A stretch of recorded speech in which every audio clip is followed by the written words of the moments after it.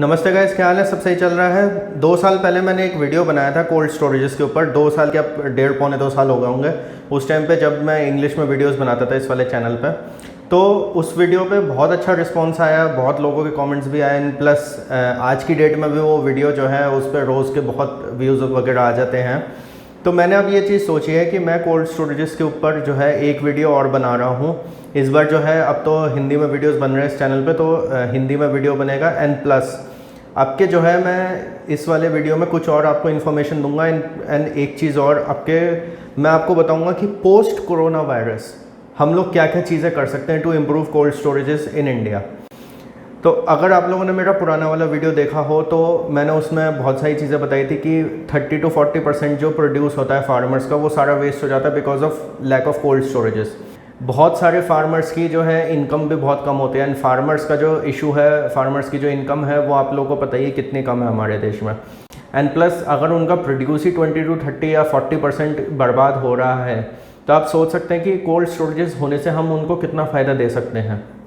जब आपके देश में कोल्ड स्टोरेजेस होते हैं तो बहुत सारे प्रोडक्ट्स ऐसे होते हैं जिनको आप 2 हफ्ते, 3 हफ्ते, महीने, 1.5 महीने तक रख सकते हैं।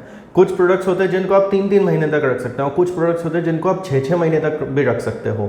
6 महीने या इवन 8-8 महीने तक भी रख सकते हो। बहुत सारे फ्रूट्स एंड वेजिटेबल्स ऐसे होते हैं कि जो सीजनल आइटम होते हैं कि भाई आपने आज उगा लिया, आपका नहीं हो रहा है तो उसके बाद आपको, और वो आइटम ऐसा होता है कि आप 6 महीने तक रख सकते हो कोल्ड स्टोरेज में, तो आपको 6 महीने के लिए कोल्ड स्टोरेज चाहिए होता है।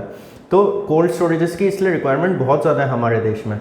ना केवल वैसे वाले कोल्ड स्टोरेजेस की, फिक्स कोल्ड स्टोरेजेस की, बट हमारे को जो है ट्रक्स जो होते हैं जिनमें रेफ्रिजरेशन होता है एंड क्या कहते हैं, बिल्कुल कोल्ड टेम्परेचर्स मेंटेन हो सकते हैं, उनकी भी बहुत ज़्यादा रिक्वायरमेंट्स हैं। तो पहली चीज़ तो मैं आपको एक चीज़ बता दूं कि अगर आप में से कोई ये डिसाइड कर रहा है कि हमें कोल्ड स्टोरेज के बिज़नेस में जाना है, तो आप लोग के लिए बहुत अच्छी अपॉर्चुनिटी है इंडिया में। इसके अलावा अगर कोई आप में से लॉजिस्टिक के बिज़नेस में इंटरेस्टेड है, तो मैं आपको एक चीज़ बोलूँगा कि आप लॉजिस्टिक के बिज़नेस में अगर इंटरेस्टेड हो तो कोल्ड स्टोरेजेस को पकड़ो। ऐसे लॉजिस्टिक्स चलाओ, ऐसे ट्रक्स वगैरह चलाओ, ऐसे व्हीकल्स चलाओ जिसमें कोल्ड स्टोरेज फैसिलिटी हो, जिसमें आप टेम्परेचर मेंटेन करके रख सकते हो। फ्रोज़न आइटम्स होते हैं उनको -10 से -20 डिग्रीज टेम्परेचर चाहिए। कुछ आइटम्स होते हैं जिनको 0 से 10 डिग्रीज चाहिए, कुछ को 10 to 20 डिग्रीज चाहिए। हमें ऐसे ऐसे कोल्ड स्टोरेजेस चाहिए इंडिया में। इंडिया में बहुत सारे इलाके ऐसे हैं जहाँ पे 45 to 50 डिग्री टेम्परेचर होता है। साउथ में आप देख लो, साउथ में ओवरऑल या तो ट्रॉपिकल क्लाइमेट होता है या फिर बहुत ज़्यादा गर्मी होती है। दिल्ली वगैरह में भी क्या 3 या 4 महीने की ठंड पड़ती है, उसके अलावा ज़्यादातर टाइम तो आपका गर्मी ही रहती है ना। तो आपको ये भी चीज़ ध्यान रखनी ज़रूरी है। अब बात आती है कि कोल्ड स्टोरेज बिज़नेस हम शुरू कैसे कर सकते हैं। देखिए, इसका जो इसमें कम से कम 60,000 से 70,000 स्क्वायर फीट की आपको चाहिए जगह। इन्वेस्टमेंट आपको मेरे हिसाब से शायद कम से कम 1-1.5 करोड़ का चाहिए होगा। अब और तो देखिए, जो गवर्नमेंट की जो वेबसाइट्स वगैरह हैं आप वहाँ पे जाके देख सकते हैं, बिकॉज ये वीडियो जो है केवल कोल्ड स्टोरेज की प्रॉब्लम बताने के लिए है। कोल्ड स्टोरेज का बिज़नेस कैसे स्टार्ट होता है, कैसे नहीं होता, वो उन चीज़ों के लिए आप गवर्नमेंट की वेबसाइट्स पे ज़रूर देखिएगा। एंड इवन मैंने अब ये भी सुना है कि गवर्नमेंट कुछ कोल्ड स्टोरेज बिजनेसमैन को जो है सब्सिडीज़ भी देती है for helping the government out, because cold storage एक बहुत बड़ी प्रॉब्लम है इंडिया में। एंड जब गवर्नमेंट आपको सब्सिडीज़ दे रही है तो आप कर सकते हो।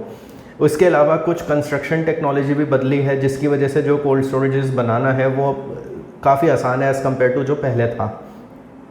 इसके अलावा जब आप कोल्ड स्टोरेजेस खोल रहे हो तो आप 15 से 20 लोगों को तो आप एम्प्लॉयमेंट दे ही रहे हो।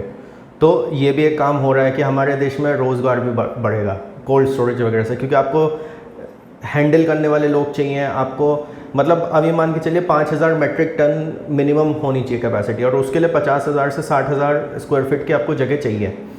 तो ये सारी चीज़ें होती हैं। इसके अलावा जो है मैं आपको बताऊं कि कोल्ड स्टोरेजेस जो हैं, चाहे फ़िश हो, चाहे मीट हो, चाहे फ्रूट्स एंड वेजिटेबल्स हो, फ्रोज़न आइटम हो, हर किसी चीज़ के लिए चाहिए।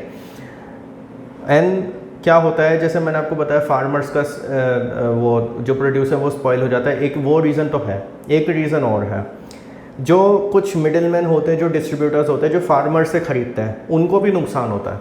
बिकॉज क्या है, मान लीजिए आपने फार्मर से, आप एक मिडिल मैन है, आपने फार्मर से ख़रीद लिया, अब आपको जाके जो है प्रॉपर सिटी में उसको आपको सेल करना है। बट रास्ते में आपको कोई कोल्ड स्टोरेज मिला नहीं, आपका आपने जो भी ख़रीदा था आधे ज़्यादा ख़राब हो गया, तो आपकी पूरी इनकम गई उसमें। तो वो भी चीज़ बहुत ज़रूरी है। इसके अलावा क्या है, अब बात आती है कोरोना वायरस के बाद हमें क्या क्या करना चाहिए, क्या नहीं करना चाहिए।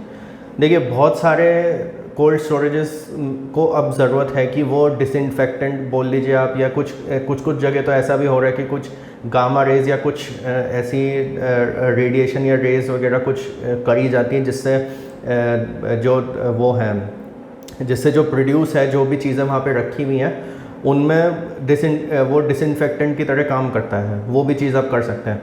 इसके अलावा बहुत सारी चीज़ें और होती है जो आपको कोल्ड स्टोरेज में ध्यान रखनी होती है। आपको वॉशिंग करनी होती है, पैकिंग करनी होती है, ड्राई क्लीनिंग, मतलब वो क्या कहते हैं, जो भी फ्रूट्स एंड वेजिटेबल्स हैं उनको पूरी अच्छी तरीके से क्लीन करना होता है, प्लस उनको अच्छी तरीके से स्टॉकिंग करनी होती है, मर्चेंडाइजिंग करनी होती है। ये सारी चीज़ें आपको करनी होती है।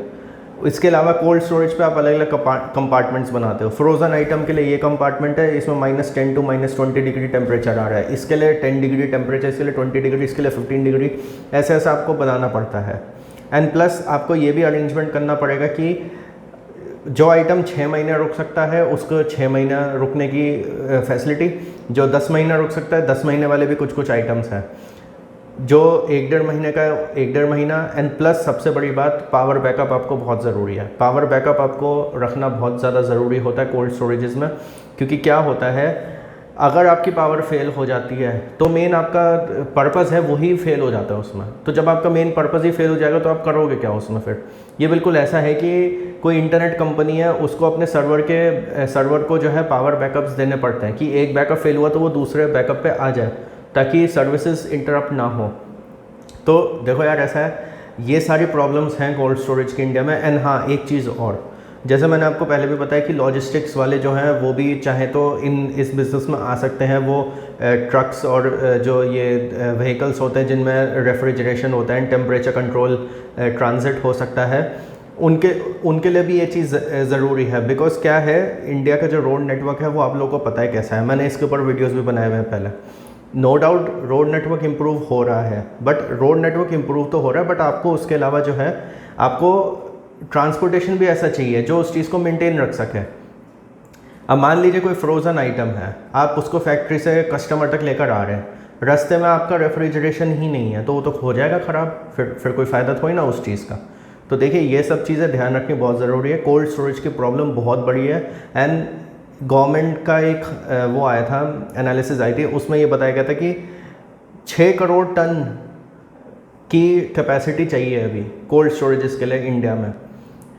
आपके पास अगर इन्वेस्टमेंट कर सकते हो, आप इंटरेस्टेड हो इस वाले बिज़नेस में, तो आपको जाना चाहिए।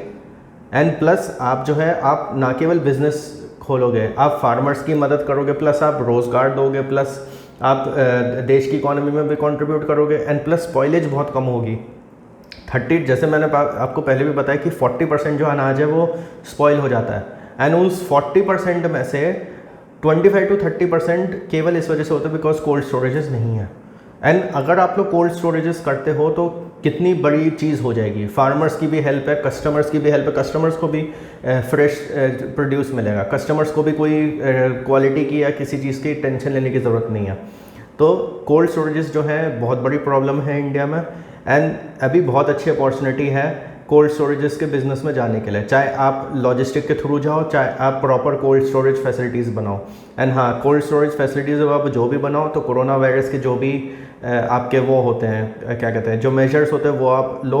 आपका कोई भी जो भी इंसान, फार्मर हो, कोई भी हो, या बिजनेसमैन हो, कोई भी जो, या कोई कंपनी हो, एग्रीकल्चरल कंपनी हो, सोसाइटी हो, कुछ भी हो, वो अगर आपके कोल्ड स्टोरेज में सामान रख रही है तो उनको ये अश्योरिटी होनी चाहिए कि भाई आपके जो वो हैं स्टाफ जो है वो पूरी अच्छी तरीके से सैनिटाइज करके सब कुछ चीज़ें कर रहे हैं, वो पूरी प्रोटेक्शन ले रहे हैं, पूरा मास्क वास्क पहन रहे हैं, सब कुछ कर रहे हैं। एंड प्लस आपका जो प्रोड्यूस है, उनका जो प्रोड्यूस है वो भी सब सेफ़ है, वो किसी गलत हाथों में नहीं जा रहा है, कोई गलत चीज़ें नहीं हो रही हैं। इसके अलावा जो है कुछ और चीज़ होती है, पेस्ट कंट्रोल होता है, ये सब चीज़ें होती हैं। इन सब चीज़ों का भी आपको ध्यान रखना बहुत ज़रूरी है। बिकॉज आप जो है, आप एक खाने के आइटम को वो कर रहे हो, प्रिजर्व करने की कोशिश कर रहे हो, आप एक खाने के आइटम को जो है से रख रहे हो, स्टोरेज कर रहे हो उसको।